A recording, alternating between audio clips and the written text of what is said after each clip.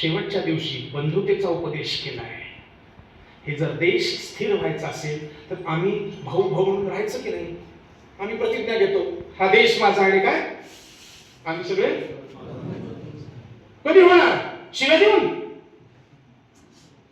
निषेध करून, धिंगाणा घालून कसं होणार? छापला असो की नसो, आम्हाला जनता नको, वैश्विक भारत नको, आपले माणसं नको, तुमचे नको, साळुंके नको, कोणी नाही. बंधुता हा या देशात येऊ द्यायचा का नाही द्यायचा? बाबासाहेबांनी तोडलं का जोडलं? बाबासाहेब हे सगळ्या राष्ट्राचे नायक होते, हे होऊ द्यायचे का नाही होऊ द्यायचे? बाबासाहेब या नावाचं पेटंट घेता येत नसतं. आमचे कसं चालेल असं? आम्ही हौसेने म्हणतो आहोत संघवाले, बाबासाहेब आमचेही, तुमचे नाही असं थोडंच म्हणलंय. सगळ्यांचे आहेत, राष्ट्रपुरुष आहेत. राष्ट्रपुरुष म्हणतात, छापतात विश्वरत्न बाबासाहेब. म्हणजे काय? आम्ही विश्वात येत नाहीत? आनंद व्हायला पाहिजे की तथाकथित जातीयवादी संघवाले सुद्धा बाबासाहेबांना आपल्याला म्हणायला लागले, त्याचं स्वागत करायचं का निषेध करायचा? कधीतरी तारतम्य बाळगा की नाही? इथं संदर्भ द्यायला नाही पाहिजे पण मुद्दाम देतो. कधीतरी एखाद्या मुसलमानाच्या गल्लीत बघा, बाबासाहेबांची जयंती होती का? त्यांची भाषणच संविधान मानणार नाही अशी अनेक मुल्ला मौलवींची भाषण आहे. आत्ता माझ्याकडे एक आहे, त्याच्या संबंधात आपण काही बोलणार नाही. आम्ही म्हणतो बाबासाहेब आमची, संविधान आमचं, बाबासाहेबांचं, तुम्ही नाही म्हणायचं का? कशासाठी? मग आमच्या सारख्यांच्याही मनात रोष येतो आणि मग आम्ही टोक गाठतो. राग म्हणू नका, त्याच्या बाहेर गेले की मला ठोका. बाबासाहेब तुमचे आहेत की नाही आम्हाला नाही माहिती, आमचे आहेत की नक्की. आम्ही त्याच भाषेत बोलू, पण याला अर्थ नाही, हे युसलेस आहे. असल्या भाषणाला काय अर्थ नसतो. तुमचे ना आमचे, अरे लिहिलंय, संविधान लिहिलंय आणि पुढच्या आणखी संदर्भाला मी सुरुवात करतो ज्याच्यामुळे जवळीक वाढेल. खरं कुठं द्यायला त्यांना तपासावं. आमच्या इतिहासात फार जायची गरज मला वाटत नाही. मुद्दाम काही गोष्टी लक्षात आणून देतो, त्याचे सगळे पुरावे जवळ आहेत, त्याचे फोटोच आहेत. मी नंतर यांना पाठवेन, सगळे पाठवतो यांच्याकडे, आमच्या मित्राकडे. 1924 मे मुंबईतील परिषद, ते म्हणतात की आम्ही सगळ्यांनी जाती विसरल्या पाहिजेत. जाती विसरल्यावर आपण कोण राहतो? तर हिंदू राहतो. बघा भाषण काढून मी नाही प्रकाशित केलं, आमच्या त्या आपल्यांनी नाही, शिवद्यांनी नाही, नरेंद्र जाधवांनी प्रकाशित केले. बोल महामानवाचे 500 भाषणे छापली. ह्याच्यात हे भाषण 1924 इथे मला एका गोष्टी आणखी लक्षात आणून द्यायचंय. अनेक चळवळी जाती निर्मूलनाच्या अपयशी होण्याचं कारण हेही एक आहे की जाती निर्मूलन केल्यावर मी कोण राहतो? बाबासाहेब पर्याय सुचवतात, तो न देता जाती निर्मूलन. ए माळी तू इथे ये, ए सुतार तू इथे ये, ए सोनार तू इथे ये, ए बामना तू इथे ये, आपण सगळे मिळून जाती निर्माण करूया. कसं चालेल? एकमात्र डॉक्टर बाबासाहेब आंबेडकर आहेत. 1924 राष्ट्रीय स्वयंसेवक संघाच्या जन्मापूर्वी ते म्हणतात आपण हिंदू म्हणून राहतो.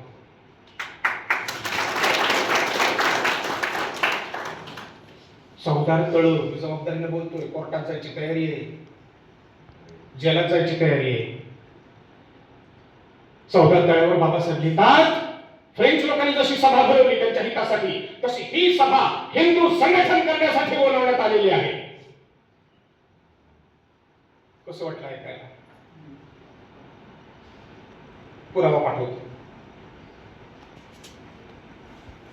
डिसेंबर 28 बहिष्कृत भारत हे हिंदू राष्ट्र आहे.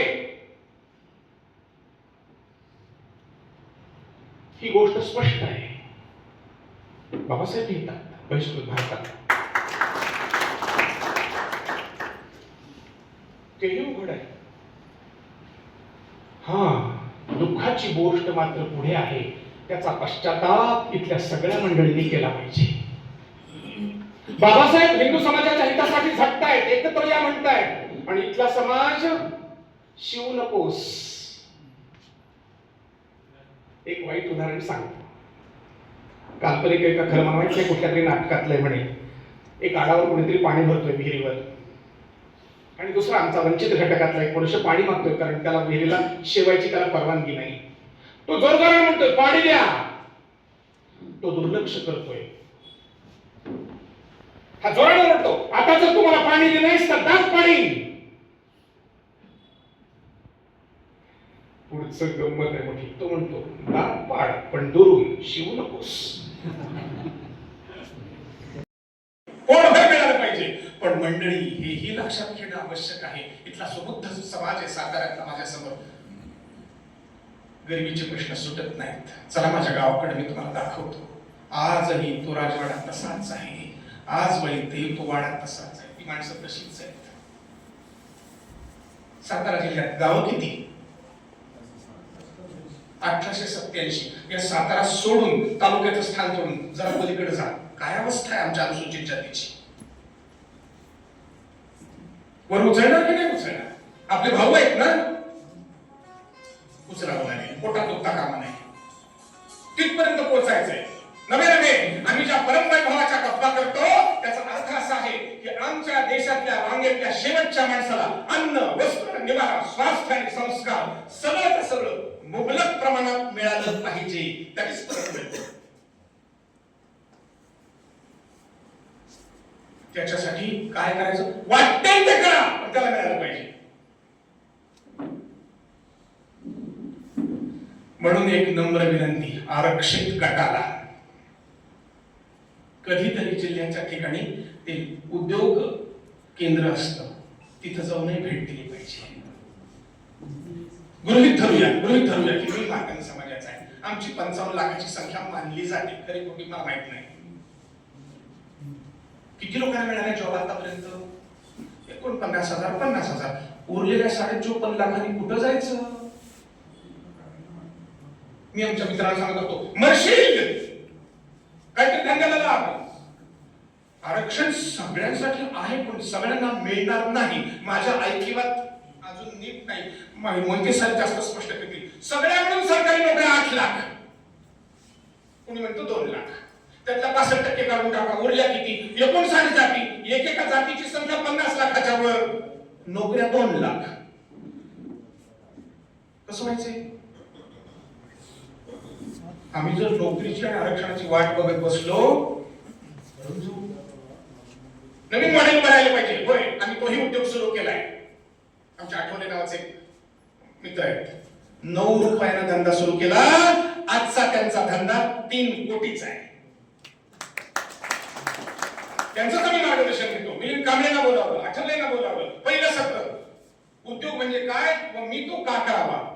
दुसरं सत्र आठवले सरांचा अनुभव. तिसरं सत्र छोटे छोटे उद्योग आमच्या अनुसूचित जातीच्या मंडळींनी जे केले त्याचा अनुभव कथन. आणि मग चौथं सत्र क्रेडिट कसं मिळवायचं, पैसे कसे मिळवायचे, टिकवायचे कसे, धंदा कसा करायचा, प्रशिक्षण कुठं घ्यायचं, एमसीडीत कसं जायचं, हे आम्ही सांगतो.